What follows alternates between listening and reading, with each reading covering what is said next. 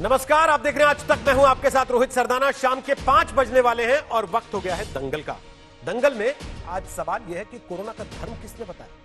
यह सवाल इसलिए पूछना पड़ रहा है क्योंकि प्रधानमंत्री नरेंद्र मोदी को कहना पड़ा कि कोरोना धर्म, नस्ल और जाति देखकर हमला नहीं करता, हमें एकजुट रहना होगा। सवाल यह है कि क्या तबलीगी जमात के कोरोना मामलों की वजह से कोरोना पर सांप्रदायिक राजनीति हुई।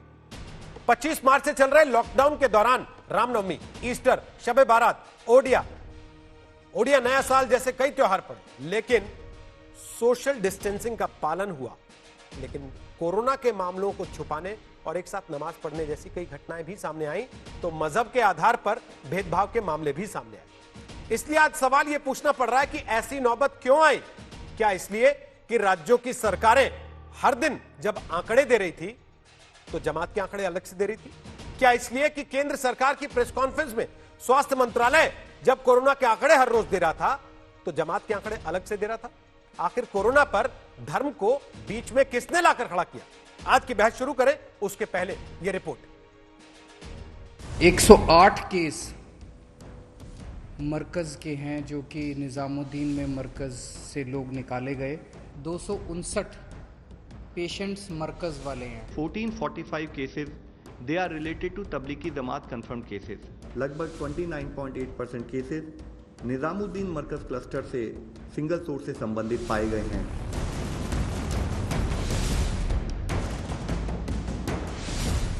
सोशल डिस्टेंसिंग के नियमों की धज्जियां उड़ाने वाले दिल्ली के निजामुद्दीन मरकज में छिपे बैठे तबलीगी जमातियों का मामला जब सुर्खियों में आया था तो कुछ यूं ये बार बार बताया गया कि कोरोना के कुल मरीजों में तबलीगी जमाती कितने हैं।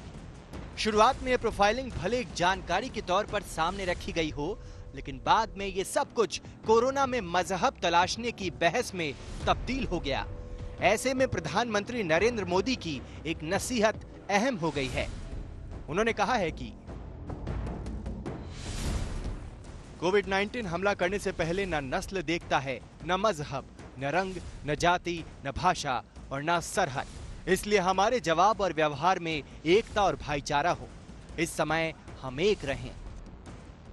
प्रधानमंत्री नरेंद्र मोदी का यह बयान ऐसे समय में आया है जब भेदभाव की कुछ घटनाएं सामने आई हैं।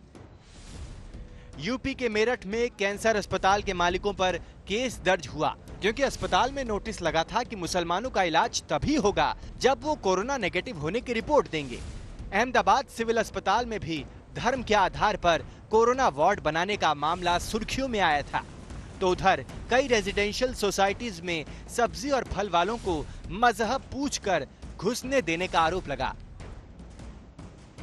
वैसे भेदभाव के मामले हैं तो दूसरी ओर ऐसे भी कई मामले हैं जब धर्म की आड़ लेकर सोशल डिस्टेंसिंग का मखौल उड़ाया गया और यहां तक कि कोरोना के लक्षण छुपाने की कोशिशें हुई हैं, जिसके नतीजे के तौर पर कोरोना का विस्तार तेजी से हुआ है। पिछले एक दिन में यूपी के देवबंद इलाके में 35 कोरोना पॉजिटिव मरीज पाए गए हैं। वहां दारुल उलूम देवबंद के हॉस्टल के छात्र को सबसे पहले कोरोना की पुष्टि हुई थी।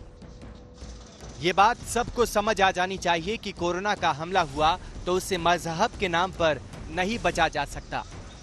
जो लोग हिंदू और मुसलमान के बीच में नफरत फैलाने की कोशिश करते हैं, वो केवल प्रकृति के खिलाफ काम नहीं कर रहे, वो भारत के साथ भी गद्दारी कर रहे हैं, देश के साथ भी गद्दारी कर रहे हैं। कोरोना भी ना जाति देखता, ना धर्म देखता है, ना व्यक्ति देखता है कौन है। वैसे कोरोना की वजह से जब से लॉकडाउन चल रहा है तब से रामनवमी और हिंदू नया वर्ष और ईस्टर जैसे त्योहारों में सोशल डिस्टेंसिंग का पालन हुआ है। अब रमजान आ रहा है तो कई मुस्लिम धर्म गुरुओं ने भी सोशल डिस्टेंसिंग को मानने की अपील की है। लेकिन इस सब के बावजूद कोरोना के संकट में धर्म के नाम पर राजनीति करने वालों की कमी नहीं। आज तक ब्यूरो। तो आपको बता दें कि दंगल में आज हमारे साथ कौन कौन से खास मेहमान होंगे। अजय आलोक हमारे साथ हैं, वो नेता हैं जेडीयू के। राजीव त्यागी हमारे साथ हैं, वो प्रवक्ता हैं कांग्रेस पार्टी के। राघव चड्ढा हमारे साथ होंगे, वो प्रवक्ता हैं आम आदमी पार्टी के। तौसीफ खान हमारे साथ आएंगे, पश्चिम बंगाल से राजनीतिक विश्लेषक हैं, टीएमसी के समर्थक कहे जाते हैं। संगीत रागी हमारे साथ हैं, राजनीतिक विश्लेषक हैं, राष्ट्रीय स्वयंसेवक संघ से जुड़े हैं और दिल्ली यूनिवर्सिटी में पढ़ाते हैं। और एमएच खान हमारे साथ हैं, राजनीतिक विश्लेषक हैं, लखनऊ से आते हैं। प्रधानमंत्री नरेंद्र मोदी ने कहा या उनको कहना पड़ा कि कोरोना का धर्म, जाति, संप्रदाय इससे कोई लेना देना नहीं है। तो अजय आलोक, मेरा सवाल सबसे पहले आपसे है, कोरोना का धर्म है ये किसने कहा, या कोरोना की धर्म के आधार पर प्रोफाइलिंग शुरू कहां से हुई?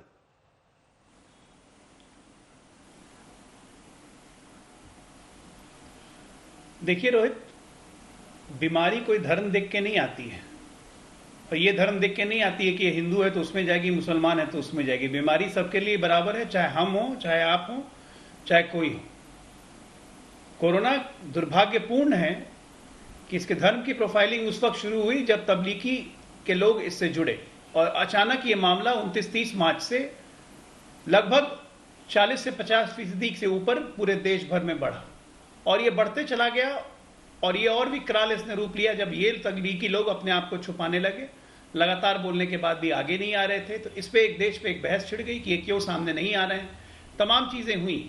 मैं शुरू से कह रहा था और लगातार कहता हूं कि ये धर्म का मामला है ही नहीं, कोई हिंदू मुसलमान देख के कोरोना नहीं आ रहा है। लेकिन हमारे कुछ महान मित्र लोग हैं, चाहे आप सोशल मीडिया के प्रोफाइलिंग देख लीजिए, चाहे आप कुछ कर लीजिए कि कोरोना मतलब मुसलमान हो गया, इस तरह की भ्रांतियां फैलाने वाले लोग, अब सरकार इन पे एक्ट कर रही है। आज बिहार में 79 लोगों को गिरफ्तार किया गया है, ये सिर्फ सोशल मीडिया पे अफवाहबाजी के चक्कर में, और ये और कुछ नहीं। इवन कि आपके डिबेट पे बैठ के तबलीगी के लोग जिस तरह से बोल रहे थे, वो सीधे हिंदू मुसलमान कर रहे थे। तो ये कहीं ना कहीं ताली एक हाथ से तो बजती नहीं है, ये माहौल को दूषित किया गया है। ये हम लोग क्यों भूल जाते हैं कि वो तबलीगी कितने भी हैं तो हिंदुस्तानी। मैं हमेशा से ये बोलता था, ये भी तो हमारे अपने लोग हैं। हमारे अपने लोग जब जा रहे हैं उनका इलाज करवाने, उनकी जांच करवाने, उनको ठीक करने, तब उन पर अटैक हो जा रहा है। तो ये अटैक क्यों हो रहा है? ये अटैक इसलिए हो रहा है क्योंकि उनके मन में कोई गलतफहमियां फैला रहा है, अफवाह फैलाई जा रही है। तो ये रोकना किसका काम है? ये रोकना हमारा काम, आपका काम, और प्लस उन तबलीगी के नेताओं का काम था जिनको समझाना चाहिए था, जिन्होंने देर की समझाने की। मोहम्मद साद साहब का बयान कल फिर आया है, इतने 10 दिन तक क्यों नहीं आ रहा था बयान? तो जब भी ऐसा सिचुएशन देश में हो तो देश के तमाम जिम्मेदार लोगों को अपनी जिम्मेदारी समझना होगा, नहीं तो इस तरह के दूषित वातावरण पैदा करने के लिए कहीं ना कहीं हम सब की जिम्मेदारी बनती है। राजीव त्यागी, कोरोना का धर्म किसने बताया, या क्यों पीएम को आके कहना पड़ा कि इसको धर्म के चश्मे से ना देखिए या जात के चश्मे से ना देखिए? रोहित जी, अपनी बात कहने से पहले सबसे पहले एक बात ये कहना चाहूंगा कि आज तक को मैं पिछले, जब से कोरोना संक्रमण फैला है देश में, जब से देख रहा हूं चैनल को, तो चैनल साधुवाद का पात्र है कि आपने बहुत बैलेंस रिपोर्ट्स आप लोगों ने दिखाई, और हिंदू मुस्लिम डिबेट करने से बचिए और हिंदू मुस्लिम करने से भी बचे इस वाले मामले में। हालांकि बहुत सारे चैनल इसमें रहे, और मैं सभी पत्रकार बंधुओं से कहना चाहूंगा, आप भी फ्रंट लाइन वॉरियर हैं, कृपया अपना ध्यान रखिए, अपना ध्यान रख करके मूवमेंट करिए, क्योंकि आप लोग खबरें देते हैं और खबरें देते हैं जिसकी वजह से हम लोग और ज्यादा तरीके से अपनी जानकारी प्राप्त कर पाते हैं कोविड-19 के मामले में। रही बात हिंदू मुस्लिम किसने किया, कैसा किया, मैं आपको एक बात कहना चाहूंगा कि 10 अप्रैल 2020 को श्रीमती सोनिया गांधी जी, जो कांग्रेस की राष्ट्रीय अध्यक्ष, उन्होंने बहुत स्पष्ट कहा था कि कोरोना ना तो अमीर को देखता है, ना गरीब को देखता है, ना हिंदू को देखता है, ना मुस्लिम को देखता है, ना राजा को देखता है, न रंग को देखता है। कोरोना का कोई धर्म नहीं है। कोरोना तो किसी भी व्यक्ति को, मानव जाति के किसी भी व्यक्ति को, कहना उसका, जो भी किसी भी धर्म का मानने वाला उसको, कहना उसका, संक्रमित कर सकता है। हिंदुस्तान में लेकिन ये बहस जो शुरू हुई, इसमें निश्चित रूप से कोई दो राय नहीं है कि जिस टाइम तबलीगी जमात का मामला आया, शायद 15-16 तारीख की बात होगी, 15-16 मार्च की बात होगी, लेकिन मैं पूछना चाहूंगा कि उनको तबलीगी जमात के लोग जो बहुत सारे विदेशों से भी आ रहे थे, उनको परमिशन किसने दी? कैसे वो एयरपोर्ट से बिना जांच के आ गए? ये एक प्रश्न है जिसका अभी तक कोई समाधान नहीं हुआ।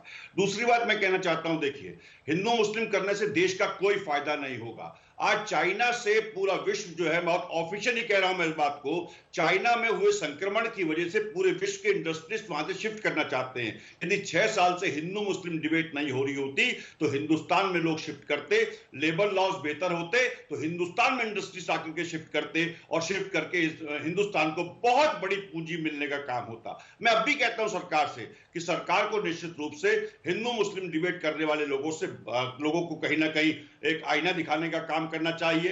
विशेष रूप से अगर आप देखेंगे, आप देखेंगे बहुत सारे टेलीविजन शोज पे प्रधानमंत्री जी ने कहा, सोनिया गांधी जी ने कहा, राहुल गांधी जी ने कहा कि कोरोना को कोई धर्म नहीं होता है, लेकिन भारतीय जनता पार्टी के कुछ प्रवक्तागण बैठ करके तब भी हिंदू मुस्लिम डिबेट करने का काम कर रहे थे, जो चिंता का विषय है। चाहे वो किसी भी राजनीतिक दल की जमात हो, वो अगर हिंदू मुस्लिम की बात करता है इस वक्त तो वो देश का नुकसान कर रहा है। लेकिन त्यागी जी, आपने खुद ही बोला कि 15-16 मार्च से जमात वाला मामला आ गया था। आपने कहा सोनिया जी ने 10 तारीख को कहा, मैं तो 20 मार्च से लगातार जब जब ये कार्यक्रम हुआ उसमें कोई ऐसी चर्चा आई, ये कहता रहा कि कोरोना आपके दरवाजे आकर ये नहीं पूछेगा कौन जात हो या किस धर्म के हो, कि मैं तुम्हारे घर आ जाऊं या नहीं आऊं। आपको लॉकडाउन और सोशल डिस्टेंसिंग का पालन करना चाहिए और इस बात से परहेज करना चाहिए कि इसको जातीय धर्म के खांचे में बांट के देखें।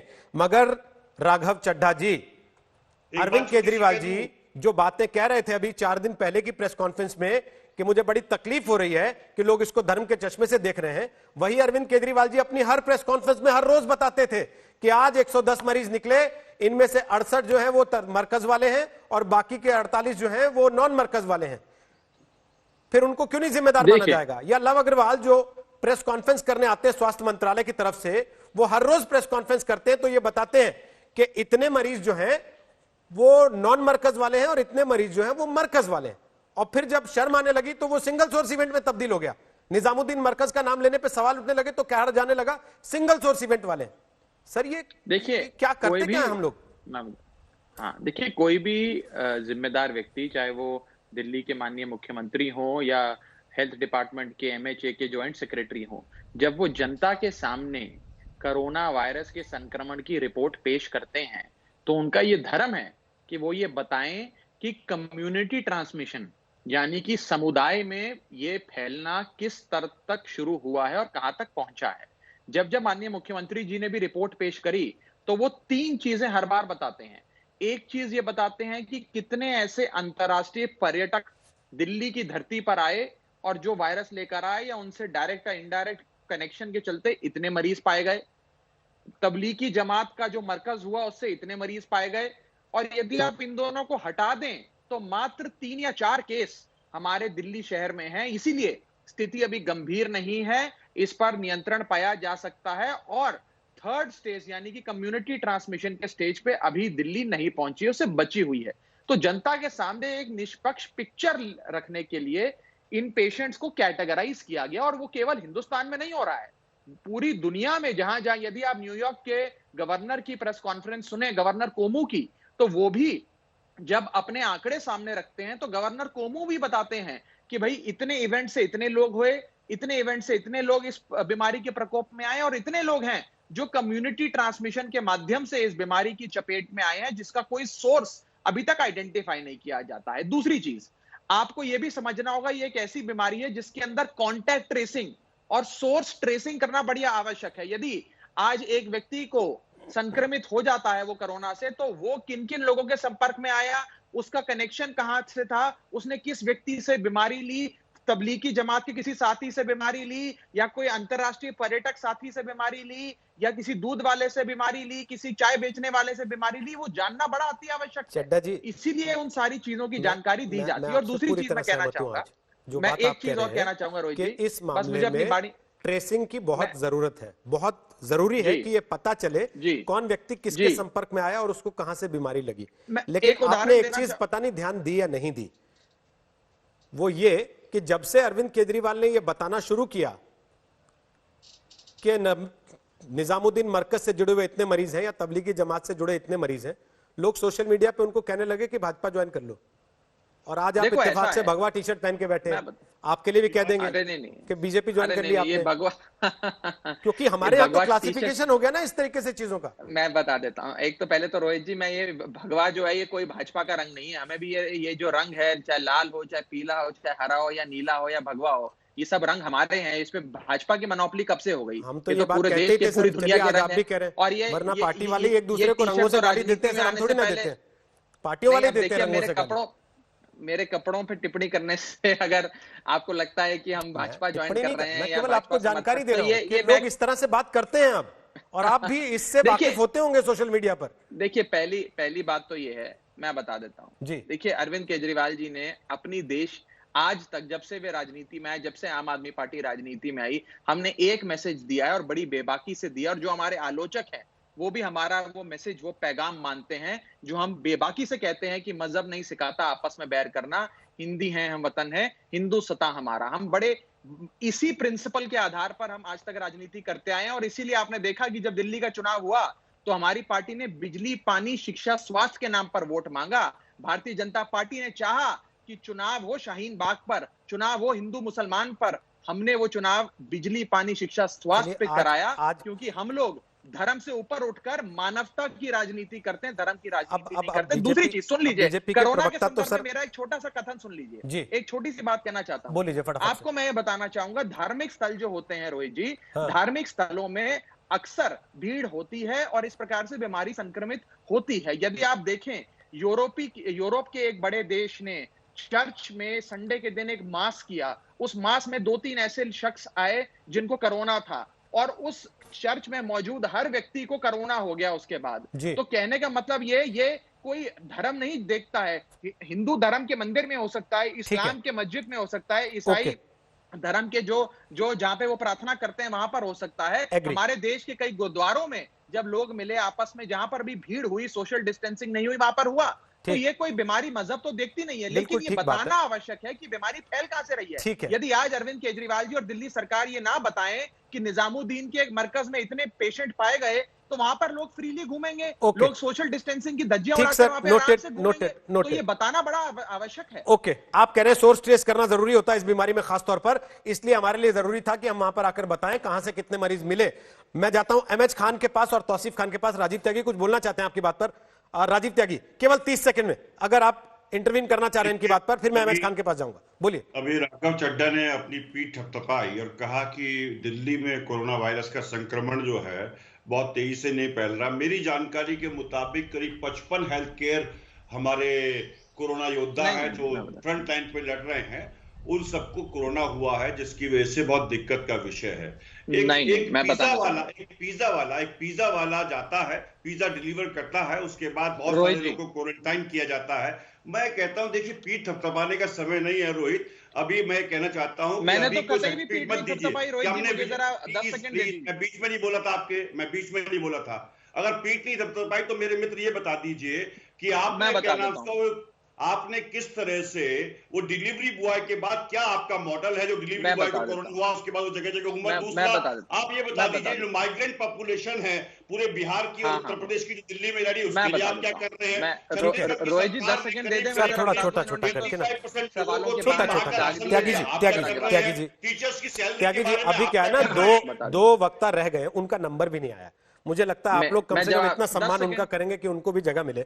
मैं आपसे अगर कह रहा हूं 30-30, 35-35 सेकंड में बात खत्म कीजिए, तो प्लीज इसका ध्यान रख ले, और कुछ नहीं। राघव चड्ढा जवाब दीजिए, फिर एमएच खान और तौसीफ खान फटाफट से बोलिए। Raghav, thank you Rohit ji, 10 second लूंगा। बस मैं ये कहना चाहता हूं, मैंने तो कतई भी नहीं कहा कि दिल्ली के अंदर स्थिति बहुत अच्छी है और कोरोना बिल्कुल नहीं फैल रहा है। यहां तक कि कल मुख्यमंत्री जी ने प्रेस कॉन्फ्रेंस कर हमें वास्तविकता से अवगत कराया कि दिल्ली के अंदर यदि थोड़ी सी भी हमने रिलैक्सेशन दी, ढिलाई दी, तो दिल्ली के हालात बद से बदतर हो सकते हैं। मैं आपको बता दूं, देश की 2% आबादी दिल्ली में रहती है, लेकिन देश के कुल मामलों में से 12% मामले दिल्ली में पाए गए कोरोना के। दिल्ली के अंदर डबल मार पड़ी हम लोगों को। पहले तो अंतरराष्ट्रीय हवाई अड्डा दिल्ली में, जो इंटरनेशनल टूरिस्ट है वो हिंदुस्तान आता है तो दिल्ली अवश्य आता है, बीमारी लेकर आता है। और दूसरी चीज, मरकज का केंद्र भी दिल्ली में था, तो ये दोनों चीजों के चलते दिल्ली वालों को डबल मार पड़ी है। हमें तो बहुत ज्यादा फूक के कदम रखने की आवश्यकता है, और किसी प्रकार से इस भ्रम में मत दीजिए। राजीव जी, आप भी दिल्ली में जीते हैं।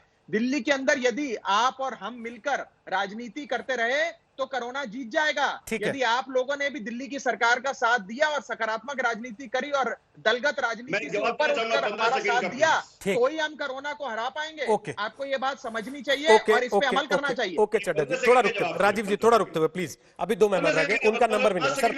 सर प्लीज रिक्वेस्ट है, पहले उन दोनों को सुन ले, उसके बाद आपको पूरा मौका मिलेगा, अपनी बात रखेंगे, मुझे कोई आपत्ति नहीं होगी। मुझे उम्मीद है आप लोग इसका सम्मान करेंगे। एमएच खान वो कह रहे हैं कि सोर्स तक पहुंचना जरूरी है। ये बीमारी ऐसी है जहां से आपको ये जानना पड़ता है कि भाई यहां कहां से आई और वहां आगे कैसे फैली, तो मरकज का नाम कैसे नहीं ले, और जब मरकज का नाम ले तो फिर ये आरोप लगता है कि हिंदू मुसलमान हो गया है। तो किसको जिम्मेदार माने फिर?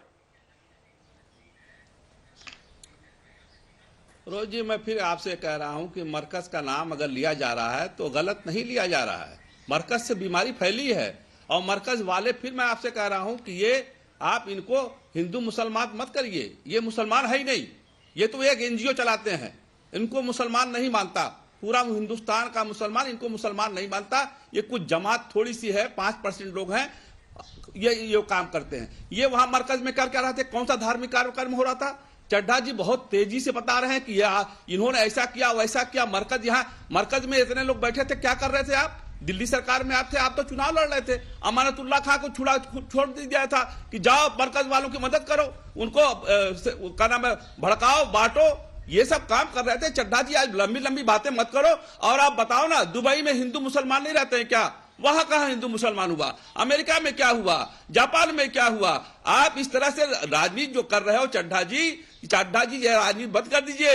आपके अमानतुल्लाह खान ने क्या किया है वहां पर, ये आपको पता है? आपने सारा काम खेल बिगाड़ दिया है, सारा खेल बिगाड़ा आपने, हिंदू मुसलमान करके आप वोट लिए हैं। आप ये काम मत करिए। हिंदुस्तान में रहना है, हिंदुस्तान में अगर रहना है, बेतुकी बेकार बातें करना, ऐसे लोगों को क्यों आप चैनल पे बुलाते हैं? विद्वान हूं मैं, तुमसे ज्यादा ये कौन है? लोग जो देश के दुश्मन है, ये चड्डी पहन के आता है, इसको बुलाते अहमद खान, ये इस तरह की भाषा नहीं चलेगी। मैं माफी चाहूंगा अहमद खान, अगर आप इस तरह की भाषा में बात करेंगे तो फिर ऐसा नहीं चल पाएगा। नहीं, ये गलत बात है। आप इस तरीके की भाषा में बात नहीं करेंगे। आप अपनी मैं कह रहा हूं, आप इस बात का लिहाज नहीं करते कि आप टीवी पर हैं। कम से कम आप अपनी उम्र का तो लिहाज कीजिए।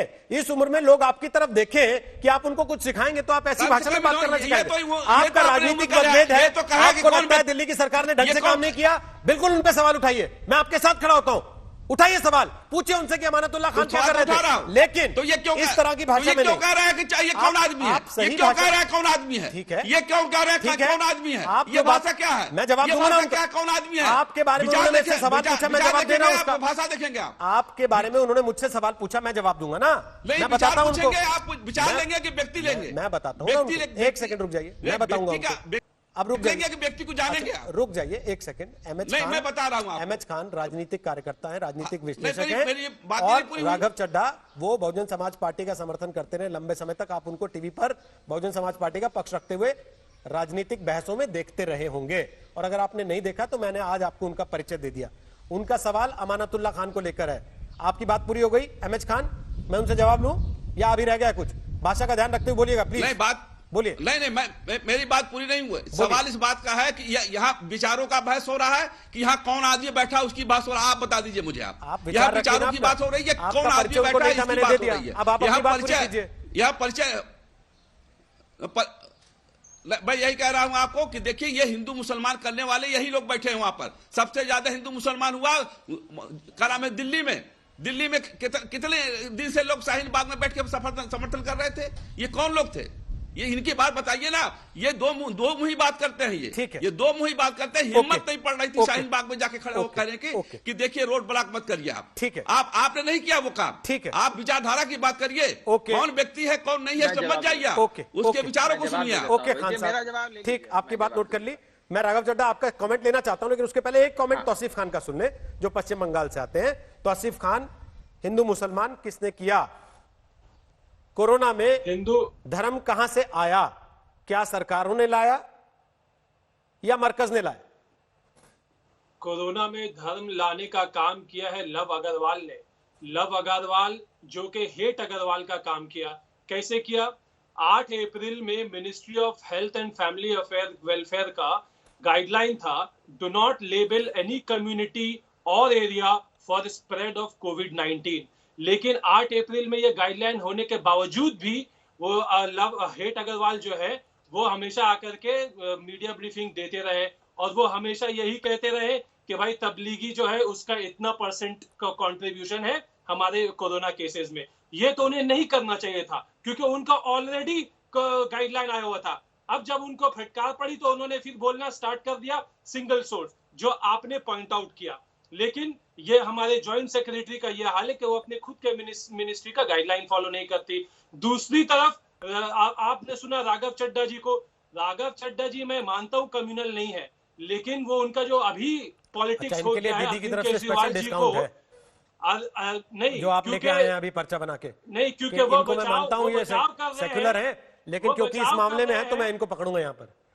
नहीं, क्योंकि वो बचाव कर रहे हैं अरविंद केजरीवाल जी भाई का, उन्होंने तो वो एक लॉजिक डिफेंस दिया ना करना साथ चाह में रहे हैं। कि सोर्स तक उन्होंने पहुंचना लॉजिक- पड़ता वो है। confusion आपकी कर तरह रहे हैं। थोड़ी कि गिनती सोर्स नहीं तक करनी, मरने दो पहुंचिए। पब्लिक को, और सोर्स बताना तक भी नहीं कि पहुंचिए, कितनों को अच्छी बात बीमारी है। हो रही है कितनों को नहीं।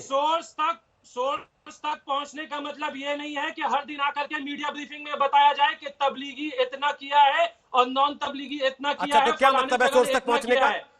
आप बताइए ना सोर्स क्या तक मतलब है पहुंचने सोर्स का तक मतलब पहुंचने है कि का? आप सोर्स तक पहुंचिए, उनको ट्रैक कीजिए, उनको क्वारंटीन में डालिए, लेकिन उनका धर्म बताना या उनका सोर्स बताना, उनका एरिया बताना, इसके बारे में खास तौर पे मना किया गया है। Ministry of health and welfare का अप्रैल 8 का जो गाइडलाइन है, अगर लोग पढ़ेंगे नहीं तो क्या होगा। लेकिन इन सारे बातों का सिल्वर लाइनिंग रोहित सरदाना जी ये है कि आज हम इस बात को कंडेम कर रहे हैं कि कोरोना को किसी धर्म के साथ नहीं जोड़ना चाहिए। खान साहब आप आ जाए, हम लोग तो 20 दिन से कंडेम कर रहे हैं। आपका नंबर आ जाया है, हम लोग 20 दिन से कंडेम कर रहे हैं बैठ के यहाँ पर। ना आप चाहे टीवी देखते हैं ना टीवी पर होते हैं, इसलिए आपको पता भी नहीं लगा। नहीं, क्योंकि आप लोग लगे हुए थे आंकड़ा छुपाने में कि पता ना लग जाए हाय कितने मरीज हैं यहाँ पर। आप एक्सोनरेट नहीं कर सकते। आज तक ने भी गलतियां की है और गुनाह किए हैं। आप पीछे तो सर्टिफिकेट चाहिए आज तक को। जी हाँ, आप पीछे तो सर्टिफिकेट चाहिए। आप खलीफा बैठे हैं वहाँ पर जो तय करेंगे। सर्टिफिकेट चाहिए। वो मौलाना आप हाथ नहीं डाल पाते उनके, जो वहाँ बैठ के धमकियां देते हैं लोगों को, और आप यहाँ खलीफा बन के बैठ के सर्टिफिकेट बांट रहे हैं बैठ के। राघव चड्ढा को भी आप ही सर्टिफिकेट दे देंगे, मुझे भी आप ही दे देंगे, और खुद का क्लीन चिट भी खुद ही छाप लेंगे बैठ के।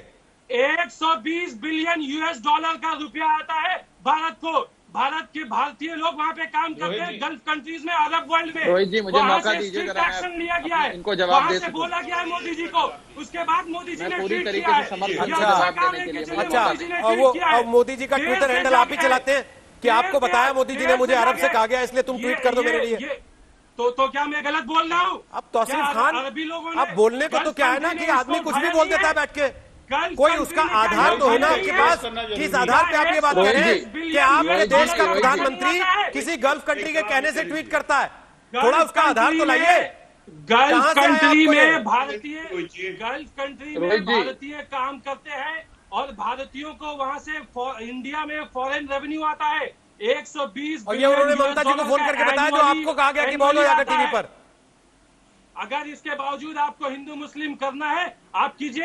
आप भारत में नफरत फैलाइए। तौसीफ खान, ये विक्टिम कार्ड हमेशा जेब में रेडी रखते हैं क्या आप लोग कि जहां घिरने लगे, गला अपना पकड़ने आए तो तुरंत कहने लग जाओ हाय हाय हिंदू मुस्लिम कर दिया, हाय हाय हिंदू मुस्लिम कर दिया। अगर शर्म भी नहीं आती आप लोगों को? पता नहीं वकालत कैसे करते होंगे कोर्ट में जाके आप। राघव चड्ढा, गलती मानना राघव चाहिए चड्ढा, कि हाँ राघव मीडिया चड्ढा। से गलती हुई है। हाँ, भारतीय मीडिया सारी से गलती तो हुई मीडिया की ही है। अब हम आप गलती लोगों के नहीं मुंह के आगे रख बिल्कुल देते हैं मीडिया की आईना, गलती है। तो आपको लगता है बिल्कुल अरे मीडिया ऐसी की शक्ल, गलती है। नहीं मीडिया ही गलत है, मेरा मुंह तो अच्छा था। एक बीजेपी बहुत का बढ़िया सर, एमपी, बहुत बढ़िया। एक नहीं, नहीं, बहुत बढ़िया। बीजेपी का बहुत एमपी बढ़िया सर, बहुत जिसका बढ़िया। भी मोच दाढ़ी तक नहीं आप निकला रहने है, दीजिए सर। एक फ्रस्ट्रेटेड एडोलेसेंट सर, आप बीजेपी रहने का दीजिए। एमपी अब जिसका आप- नाम तेजस्वी है, प्लीज। जिसका मोच दाढ़ी तक नहीं निकला है, वो हर दिन आकर के हिंदू मुस्लिम का नफरत सर, सब फैलाता है। हजामों की दुकानें ये बंद कैसे हैं, हो आप रहा है? मूछ दाढ़ी नापते रहिए बैठ के क्या किसकी RSS कितनी है। रुक जाइए एक RSS सेकंड, हिंदू अभी नहीं राघव है। चड्ढा को भी कहने ठीक लगेंगे उसी आप। तरह रुक जाइए एक तबलीगी सेकंड, जमात राघव एक चड्ढा, मुस्लिम नहीं है। आप तबलीगी जमात एक एनजीओ है, ठीक उसी तरह आरएसएस एक एनजीओ है। अरे आप सर, एक अब NGO आप को- पहले तय एक कर लीजिए, NGO आप को बोल टीएमसी सकते के हैं। समर्थक आप हैं कि उसके साथ तबलीगी जमात के मुस्लिम को वकील नहीं जोड़ हैं? सकते। पहले आज आप ये बता दीजिए आप टीएमसी के समर्थक हैं कि तबलीगी जमात के वकील हैं? आप ये तय कर लीजिए आप कि तबलीगी मुस्लिम- जमात के वकील हैं आप क्या? हिंदू मुस्लिम करेंगे आप बैठ तबलीगी करके, जमात के या वकील फिर हैं, गलती हाँ या ना? मानेंगे? आप रोहित जी, आप तबलीगी जमात के वकील हैं, हाँ या ना? अब तो मोदी जी ने भी दे दिया तबलीगी है जमात के आपको वकील हैं, ट्वीट। हाँ या ना? आप वकील हिम्मत नहीं पड़ रही ना? आप तय कर अरे लीजिए। वकालत करनी है, खुल के आप बोलिए तो तय कर चोरों की तरह लीजिए। पर्दे के पीछे से वकालत आप करने तय क्यों कर आते लीजिए हैं कि आप कि हिंदू वकालत भी मुस्लिम- करूंगा आप और बोलने की हिम्मत भी नहीं है कि मैं वकालत करूंगा। तबलीगी जमात का पैरोकार हूं मैं बैठ के यहाँ पर। आप आरएसएस सर सामने नहीं बोलते हैं बैठ के एक तो कम से वकील कम। है। अब हो गया आप तय सर, कर प्लीज लीजिए पता कि लगता है आप सर, RSS बस के कीजिए, वकील हैं बस कीजिए या आप तौसीफ जनता खान, के बस वकील हैं। कीजिए आप अभी भी तौसीफ हिंदू खान, मुस्लिम बस करेंगे। कीजिए, बस कीजिए तौसीफ खान, बस कीजिए, मान बस लीजिए गलती मान बस लीजिए कि कीजिए गलती हुई, तौसीफ खान, आगे से बस नहीं कीजिए, करेंगे। बस कीजिए, अब तो मोदी जी बस का कीजिए। ट्वीट आ राघव गया, चड्ढा हम आगे से बोलिए आगे अपनी से नहीं बात। करेंगे। वो कह रहे हैं कि साहब सिंगल सोर्स बताना था तो ये क्यों बताया कि वो मुसलमान थे, सिंगल सोर्स बताना था तो ये देखिए, क्यों बताया कि वो जमात के थे, सिंगल सोर्स बताना था तो मैं बता देते कि एक ही जगह के हैं बस। जैसे ये घुमाते देखिए, हैं आप भी ऐसा- घुमा देते। देखिए ऐसा है रोहित जी, सबसे पहले तो जिस वक्ता ने आपके चैनल पर मेरे बारे में या मेरे परिवार के बारे में असभ्य शब्दों का प्रयोग किया, मैं इतना कहना चाहूंगा कि मेरी परवरिश और मेरे बड़े बुजुर्गों द्वारा दिए गए संस्कार मुझे उनको इस बात का जवाब देने की भी अनुमति नहीं देते हैं, ना ही मैं जवाब दूंगा। और उनको जवाब देना और उनसे भिड़ना मेरी तौहीन के खिलाफ है और मैं उनको ना जवाब दूंगा और ना ही उनकी बातों का संज्ञान लेता हूँ। दूसरी चीज ये है कि सभ्यता से बहस हो, मेरा यही हमेशा एक प्रकार से प्रयास रहा। मैं खुद सभ्यता से बहस करता हूं, ऐसे असभ्य लोगों की राष्ट्रीय चैनल पर कतई भी कोई स्पेस नहीं है, ऐसा मेरा मानना है। जहां तक इस जमात का आपने सवाल पूछा और केसेस की क्लासिफिकेशन के बारे में एक प्रश्न चिन्ह खड़ा किया, मैं बता दूं कि देश के अंदर दो प्रकार के राज्य हैं और ये बात आप समझते हैं भली भांति। एक वो राज्य हैं दिल्ली जैसे, केरल जैसे, महाराष्ट्र जैसे, जो लगातार जांच पे जांच कर रहे हैं और अपनी प्रदेश की जनता को रोजाना बताते हैं कि हमने इतने जांच कर लिए, इतने लोग पाए गए और इन लोगों की क्या क्या कैटेगरी है, ये कौन से लोगों से संक्रमित होते आए हैं, ताकि जनता में एक करेक्ट पिक्चर जाए, असल पिक्चर जनता को पता लगे कि हम कहां खड़े हैं। दूसरे राज्य वो हैं जो जांच नहीं करते और जनता को अंधेरे में रखते हैं और छाती पीट कर कहते हैं कि क्योंकि अभी तक कोई केसेस ज्यादा यहां पर आई नहीं है तो हमारे राज्य में कोरोना फैला नहीं है। ये वही लोग हैं ये लोग जब सरकारें चलाते थे रोहित जी, यूपी में जब इन लोगों की सरकार थी तो एफआईआर दर्ज नहीं करते थे और कहते थे कि एफआईआर नहीं है तो अपराध नहीं है। 0 एफआईआर इज इक्वल टू 0 अपराध, 0 FIR is equal to 0 crime. आज यही लोग ये कह रहे हैं कि जांच भी ना हो और जगह जगह ये फैलाया जाए कि किसी प्रकार की कोई संक्रमण हमारे राज्य में नहीं फैला। ऐसी मानसिकता वाले लोगों को जनता ने नकार दिया है। जनता रियल टाइम अपडेट चाहती है कि मेरे राज्य में क्या हो रहा है और क्यों हमारे राज्य में कहां से फैला जा रहा है। अब कल को तो ये लोग हमें ये भी बोलेंगे कि हम लोग जो रेड जोन बना रहे हैं, जो कंटेनमेंट एरिया बना रहे हैं, वो भी बनाना बंद कर दिए। उसको भी बनाना हमें बंद कर देना चाहिए। उसमें भी कुछ खास इलाके हैं जो मार्क हो जाते हैं, कुछ इलाके हैं जो छूट जाते हैं। बोलेंगे तो क्या? इस प्रकार ऑलरेडी बोल रहे हैं वो लोग सरकार कि ये कंटेनमेंट एरिया नहीं है, ये डिटेनमेंट एरिया बना दिया आप लोगों ने। ऐसी बातें भी कही गई हैं अब और जानबूझ के धर्म देख के बनाया गया, ये भी कहा गया। वहां पे रहने वाले लोगों के बचाव के लिए, उनकी बेहतरी के लिए हम लोग इस प्रकार का काम कर रहे हैं कि उस इलाके में ना फैले कोरोना। और मैं बड़ा स्पष्ट कहना चाहता हूं, ये एक ऐसा सब्जेक्ट है, ऐसी महामारी है रोहित जी, जहां जो व्यक्ति दलगत राजनीति करता है या धर्म, जात, बिरादरी का सहारा लेकर अपनी रोटियां सेकने की कोशिश करता है, वो इस देश का सबसे बड़ा गुनहगार है, गद्दार है। और इस बहस में किसी प्रकार के धर्म, जात को बीच में लाने की आवश्यकता ही नहीं है। और मैं तो सदैव से कहता आया हूं, यदि आज जो तबलीगी जमात का पूरा एक मामला सामने आया, अगर वो किसी और धर्म का होता तो भी हम वही आंकड़े देते, किसी और मजहब का, जात से संबंधित होता तो भी हम वही आंकड़ा देते। वो आंकड़ा देना हमारी राष्ट्रीय, हमारी संवैधानिक जिम्मेदारी है। तबलीगी जमात तो दिल्ली में है, तबलीगी जमात का ऑफिस, हेड ऑफिस तो दिल्ली में है भाई। तबलीगी जमात का हेड ऑफिस दिल्ली में ही तो है, इसको क्यों नहीं दिखा आपने? ओके खान साहब, मैं लोगों के नाम बयान कि तबलीगी जमात दिल्ली में ही अड्डा है। दिल्ली सरकार ने सबसे पहले कहा अमित खान कि तबलीगी जमात के खिलाफ एफआईआर दर्ज कीजिए। ये भी तो आपको स्वीकार करना पड़ेगा कि अरविंद केजरीवाल ही आए और उन्होंने कहा कि हमने एलजी से सिफारिश की है, इनके खिलाफ एफआईआर कीजिए। ये अरविंद केजरीवाल ने आके कहा सबसे पहले। एक सेकंड, उसके पहले अजय आलोक कुछ कह रहे हैं, बहुत देर से वेट कर रहे हैं। अजय आलोक बोलिए, फिर राजीव त्यागी के पास जाऊं। बोलिए अजय आलोक। अमानतुल्लाह खां, ठीक अमानतुल्लाह खां इनका विधायक जो है फंडिंग कर रहा था। उस पर भी सवाल लेते हैं, अभी सवाल लेते हैं। खान साहब आपका सवाल अभी लेते हैं, अभी लेते हैं। अमानतुल्लाह खां सवाल अभी लेते हैं, उसके पहले अजय आलोक बोलिए। यहाँ पे बैठ के बोलिए, यहाँ बैठ के अब कांग्रेस, आम आदमी पार्टी या बहुजन समाज पार्टी या जनता दल यू और बीजेपी की राजनीति करने हम लोग यहाँ नहीं बैठे हुए हैं। एक चीज तो बड़ी क्लियर है कि फैक्ट्स और आंकड़ों के हिसाब से ही आप कोई आकलन कर सकते हैं। जैसे मैं आकलन कर सकता हूं, हमारे बक्सर में 2 मरीज आए, आसनसोल के और मुर्शिदाबाद के, तीनों के तीनों पॉजिटिव निकले। जब उनसे हिस्ट्री ली गई कि कैसे पॉजिटिव हुए, तो साफ साफ कहा कि मस्जिदें खुली हुई थी, लोग आराम से कर रहे थे, संक्रमण हमें उन्हीं से हुआ। इसकी जिम्मेदारी कौन लेगा? खुले तौर पे अगर आप मस्जिद चलाते रहिएगा, आप लोगों को कहिएगा कि नहीं मत करो, सोशल डिस्टेंसिंग पालन करना है, और इस कोरोना दौर में भी अगर अपीजमेंट पॉलिटिक्स चलती रहेगी तो इसकी जिम्मेदारी कौन लेगा? तौसीफ खान बहुत बोल रहे थे, जरा उनसे पूछिए इसकी जिम्मेदारी कौन लेगा? क्योंकि बंगाल से लोग भाग रहे हैं, दूसरे राज्यों में भाग रहे हैं, और वहां पर अगर फैल रहा है तो इसकी जिम्मेदारी कौन लेगा? सोशल डिस्टेंसिंग आपने नहीं की है, किसकी जिम्मेदारी है ये? लेकिन आज मैं अगर बंगाल सरकार पर यह तोहमत लगाऊं तो हो जाएगा कि मैं राजनीति कर रहा हूं। मैं तोहमत नहीं लगा रहा हूं, मैं बस शुरू से एक ही बात कह रहा हूं, सब लोग अपनी जिम्मेदारी समझें।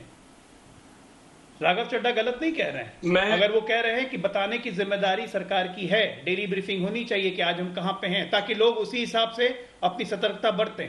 कि किस एरिया में नहीं जाना है, कौन सा रेड जोन है, कौन सा ऑरेंज जोन है, कौन सा ग्रीन जोन है, कहां पे हमारी मूवमेंट होनी चाहिए। लेकिन खुले तौर पे अगर आप इस तरह से अपीजमेंट पॉलिटिक्स कीजिएगा, लव अग्रवाल को आप हेट अग्रवाल कहिएगा, तो इसका मतलब कहीं ना कहीं दिखाता है कि भारत सरकार में आपका भरोसा ही नहीं है।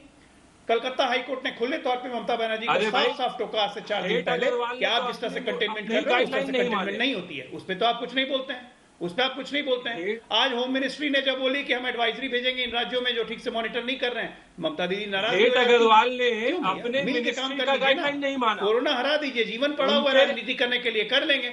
अपीजमेंट पॉलिटिक्स छोड़ दीजिए। अरे कहां से कीजिएगा अपीजमेंट पॉलिटिक्स? जिनके लिए कर रहे हैं अगर उन्हीं में संक्रमण हो गया तो, और उन संक्रमण से पूरे देश को खतरा है।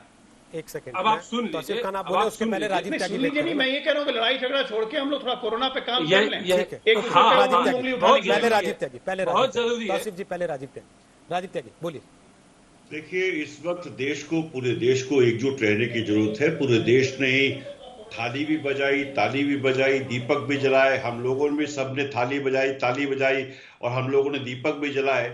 मैं ये कहना चाहता हूं कि जब पूरा देश कहना उसका इस भावना के साथ कोरोना से लड़ना चाह रहा है, तो ऐसे वक्त पे निश्चित रूप से लोगों को लॉकडाउन के नियमों का पालन करना चाहिए। जिस संस्था ने नियम तोड़े, मैं उनके बारे में बहुत स्पष्ट कहना चाहता हूं। जैसे तबलीगी जमात का बार बार जिक्र आ रहा है, तो बहुत स्पष्ट ये कह देता हूं कि तबलीगी जमात के कुछ मौलानाओं ने जिस तरह कहा कि नहीं मस्जिद में नमाज पढ़िए, नमाज पढ़ना बहुत जरूरी है, तो इससे संक्रमण फैलेगा।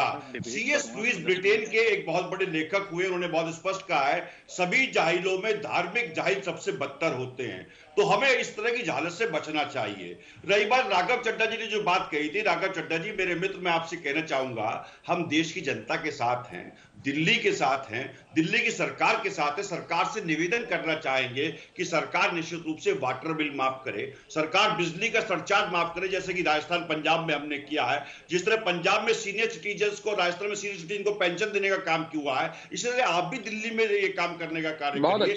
लोगों को रिलीफ देना ही निश्चित रूप से हमारा बड़ा कारण चाहिए। और ये जो हो रही है डिबेट हिंदू मुस्लिम पे शेयर कर देता हूं कि मत कहो आकाश में कोहरा घना है, यह किसी की व्यक्तिगत आलोचना है। सूर्य हमने भी नहीं देखा सुबह से, क्या करोगे सूर्य का क्या देखना है। इस सड़क पर कीचड़ इस कदर बिछी है, हर किसी का पांव घुटनों तक सना है, हर किसी का पांव घुटनों तक सना है। मत करिए हिंदू मुस्लिम की डिबेट। हिंदू मुस्लिम की डिबेट से देश का बहुत नुकसान होगा। अगर आप इस नुकसान को रोकना चाहते हैं तो पूरा विश्व आपके चाहता है। यदि आप इसको रोक लेंगे तो निश्चित रूप से पूरा विश्व तो आपने सबका साथ दिया कि मैं रिक्वेस्ट कर रहा हूं। एक सेकंड, मैं एक सेकंड सर, थोड़ा उसी दलदल में जाने दीजिए ना एक बार। जरा तौसीफ खान और एमएच खान से एक कमेंट ले लूं। राघव चड्ढा, आपको पक्का मौका मिलेगा, जो आप त्यागी जी की बात का जवाब देना चाहते हैं वो आप दे दीजिएगा, मेरी कोई आपत्ति नहीं है। देखिए, हम ये कोशिश इसलिए करते हैं शाम की चर्चा रखने की, ताकि आप लोग जनता के सामने आ पाए। लॉकडाउन में घर पे बैठे हुए जनता के मन में आप लोगों से जो सवाल आ रहे हैं उनके जवाब आप लोग जनता को दे पाएं और हम बीच में पुल का काम कर सकें। लेकिन दिक्कत क्या है कि यहाँ शीशा सामने रखो एमएच खान, तो लोग उसी शीशे पे पत्थर मारने लगते हैं कि इसमें मेरा मुंह इतना गंदा क्यों दिखा रहे हो। जी जी जी जी, ये नहीं देखते हैं कि मेरा मुंह इतना गंदा है। मैं फिर यही कहता हूं कि विचारों का आना बहुत जरूरी है। नहीं, बिल्कुल सही बात आप कह रहे हैं। मैं तो अब जैसे त्यागी जी ने कहा कि आज तक चैनल ने, आपने कभी भी हिंदू मुस्लिम का कार्ड नहीं खेला।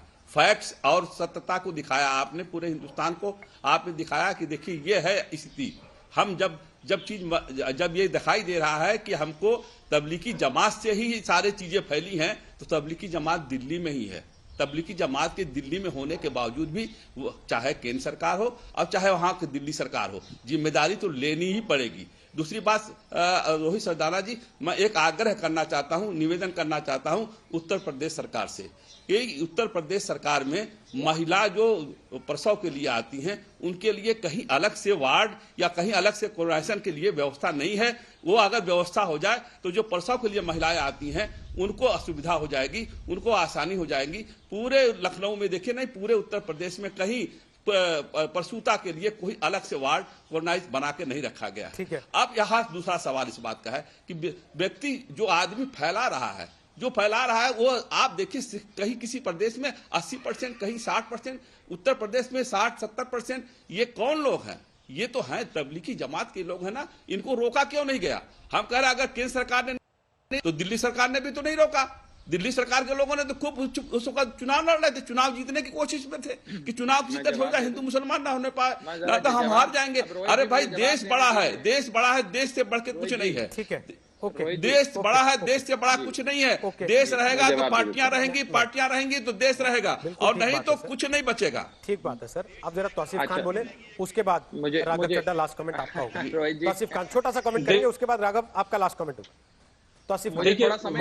मेरा सवाल ये है तौसीफ खान, ठीक है, आपको हमें गाली देनी है, मुझे कोई दिक्कत नहीं है, हम तो आपको बुलाते हैं, आप आइए, हमें गाली देके चले जाइए, कोई दिक्कत नहीं। आपकी पार्टी आपकी पीठ थपथपाती है, हमें उससे भी कोई आपत्ति नहीं। आप 4 गाली अतिरिक्त दे दीजिए, उससे आपको ज्यादा वहां पे सम्मान मिलता हो तो मैं उसमें आपके साथ खड़ा हो जाऊंगा। मुझसे बता के ले जाइए मुझे कि ले आया हूं मैं रोहित सरदाना को, मैं इनको गाली दूंगा, उसके बाद आप मेरी पीठ थपथपा लेना। लेकिन मेरा सवाल यह है, जो बातें राघव चड्ढा ने कही या जो बातें अजय आलोक कह रहे हैं कि सोर्स तक पहुंचना जरूरी है, और अगर सोर्स तक पहुंचने की बात को सार्वजनिक नहीं करेंगे तो लोग कैसे सतर्क होंगे? जो जमात के लोग जगह जगह पहुंच गए, अपने घरों से बाहर निकलने को तैयार नहीं हुए, मस्जिदों में जाके छुप गए, अगर उनके बारे में जानकारी सार्वजनिक नहीं होगी तो पता कैसे लगेगा कि ये लोग कोरोना कैरियर्स हो सकते हैं, इनसे और लोग बीमार पड़ सकते हैं? कैसे रोकेंगे उसको? राजनीति को थोड़ा सा अलग करके भी तो सोचिए इसको व्यावहारिक तौर पे। ठीक है, मैंने आपको ministry of health and family affairs के गाइडलाइंस के बारे में बताया। मैंने सुना, मैंने तो टोका नहीं उसपे। वर्ल्ड हेल्थ ऑर्गेनाइजेशन मैंने नहीं टोका आपको, और आपने जब कार्यक्रम की शुरुआत में देखा हो, पहला बयान हमने लव अग्रवाल का दिखाया, जिन्होंने बताया कि जमात के कितने केस हैं, और एक नहीं 3 बयान दिखाए। आपने सही बात बोला जी, हाँ, आपने सही बात बोला। अब देखिए वर्ल्ड हेल्थ ऑर्गेनाइजेशन क्या कहता है, उसने कहा है कि गवर्नमेंट और मीडिया को वार्निंग दिया है कि आप किसी एक पर्टिकुलर पॉपुलेशन को के सेक्शन को आप स्टिग्मेटाइज मत कीजिए, क्योंकि उससे ये होता है कि लोग छुप जाते हैं ये सोच करके कि उनके साथ डिस्क्रिमिनेशन होगा, उनके साथ भेदभाव होगा। ये भेदभाव का डर जो है लोगों को घरों में छुपा देता है, जबकि हमारा मकसद है कि जो लोग जिनको अगर शक है कि उनको कोरोना हुआ है, हमको उनको बाहर निकालना है। तो जब हम अपने आप को ये नहीं दिखाएंगे कि हम भेदभाव नहीं करेंगे, वो बाहर नहीं निकलेंगे। और यही वजह है कि वर्ल्ड हेल्थ ऑर्गेनाइजेशन की तरफ से ये इशू किया गया था, लोगों के साथ में अपील किया गया था। हमने देखा है, वीडियो वायरल हुआ है कि एक बंदा जा रहा है 2 सब्जी वाले के पास में, उसका नाम पूछा तुम्हारा नाम क्या है, तो उसका एक पर्टिकुलर धर्म का नाम था, उसको बोला हम तुमसे नहीं खरीदेंगे, तुम जाओ यहाँ से। दूसरे वाले के पास गया, उसका कोई दूसरा धर्म था, तो उसने बोला हम तुमसे खरीदेंगे। ये स्टिग्मेटाइजेशन बहुत ज्यादा डेंजरस है, और इसका सोर्स है वो ब्रीफिंग में तबलीगी बार बार लिखना।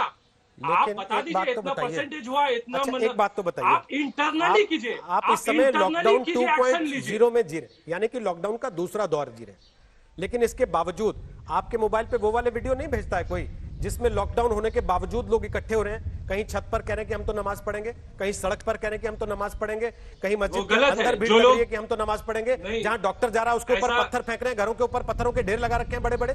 वो कौन सा स्टिग्मेटाइजेशन है? सब तबलीगी जमात, उनको भी तो क्वेश्चन कीजिए ना सर, सब तबलीगी जमात, या वहां पे वोट खराब होने का डर हो जाता है? जरूरी है, नहीं, तबलीगी जमात के लोग हैं, और तबलीगी जमात के लोगों का नाम लेना जरूरी है। जो हत्यारा है, हत्यारे का नाम लेना जरूरी है। जो तबलीगी जमात के लोग हैं उनका नाम लेना जरूरी है। तबलीगी जमात का नाम नहीं लोगे आप तो पूरे मुसलमान कौम बदनाम होगी। ठीक है, और तबलीगी जमात वालों ने किया है, तबलीगी जमात का नाम लेना सही है। देखिए पहले इनको शांत करा दीजिए। आखिरी कमेंट राघव चड्ढा। देखिए पहली चीज तो ये है, मैं पहले राजीव त्यागी जी के सवालों का जवाब दे देता हूँ। उन्होंने पहले पिज्जा बॉय के बारे में पूछा कि वो संक्रमित हुए, उसके बाद क्या हुआ। मैं बता दूं, वो पिज्जा डिलीवरी बॉय लगभग 72 परिवारों के संपर्क में आए। 72 के 72 परिवारों की जांच दिल्ली सरकार ने बहुत ही सुचारू रूप से कराई, और 72 के 72 परिवार नेगेटिव पाए गए, यानी कि कोरोना मुक्त पाए गए। उनको मैं जानकारी दे देता हूँ। दूसरी जानकारी उनको दे देता हूँ कि दिल्ली सरकार का राहत कार्य आज इस प्रकार चल रहा है कि देश विदेश में भी चर्चा हो रही है कि किस प्रकार से 10 लाख लोगों को रोज लंच और डिनर की व्यवस्था केजरीवाल सरकार करा रही है। 72 लाख लोगों को राशन दे दिया, 5-5 हजार रुपए लोगों के, गरीब लोगों के खातों में डाल दिया। बहुत काम किया, और यदि आपके कुछ सुझाव बिजली और पानी से संबंधित है, आपके सुझावों का स्वागत है, हम उस पर भी लागू करने पर विचार करेंगे। अब आ जाते हैं तबलीगी जमात के इंपॉर्टेंट इशू पर। देखिए पहली चीज तो यह है, मैं इनको ये बता दूं कि तबलीगी जमात का जो कार्यक्रम था वो 14 मार्च के आसपास दिल्ली में शुरू हुआ था, और 12 मार्च को लगभग लोग सब दिल्ली में आ गए थे अंतर्राष्ट्रीय हवाई अड्डे के माध्यम से। अंतर्राष्ट्रीय हवाई अड्डे पर कोई जांच नहीं हुई। तबलीगी जमात के जो मरकज है उसके बगल में बिल्कुल साथ में निजामुद्दीन पुलिस थाना है। पुलिस ने भी वो कार्यक्रम चलते रहने दिया। दिल्ली सरकार ने लगातार ऑर्डर जारी करे कि 200 से अधिक लोगों की जमावड़ा नहीं हो सकता, 50 से अधिक लोगों का जमावड़ा नहीं हो सकता, आईपीएल मैच कैंसिल हुआ, मुझे लगता है शॉपिंग हम लोग मॉल कई बार कर चुके हैं, आप भी यहां बैठ के बता चुके हैं, हम भी सारे तथ्य इससे जुड़े हुए सामने रख चुके हैं। लेकिन आज सवाल यह है कि क्या उसको धर्म के चश्मे से देखा जाना चाहिए जब आप खुद ये बात बार बार कह रहे हैं कि सिंगल सोर्स इसलिए कहा जा रहा है, इसलिए पकड़ा जा रहा है क्योंकि सोर्स का आइडेंटिफिकेशन जरूरी है, और सोर्स का आइडेंटिफिकेशन अगर किया जा रहा है तो क्या उसको धर्म के चश्मे से देखना कहा जाना चाहिए या नहीं, ये आपको खुद तय करना होगा। लेकिन इतना हम जरूर बता दें, जो पहले भी लगातार बताते रहे, बीमारी अगर आपके दरवाजे आएगी तो ये पूछकर नहीं आएगी कि कौन जात हो या आपका धर्म क्या, या आप किस संप्रदाय को फॉलो करते हैं, किसको नहीं करते हैं। बीमारी आएगी क्योंकि आप लॉकडाउन का या सोशल डिस्टेंसिंग का पालन नहीं कर रहे होंगे। इसलिए ऐसे में जब तक दुनिया कोई दवाई नहीं खोज लेती, लॉकडाउन और सोशल डिस्टेंसिंग 2 ही हथियार हैं इस बीमारी से बचने के।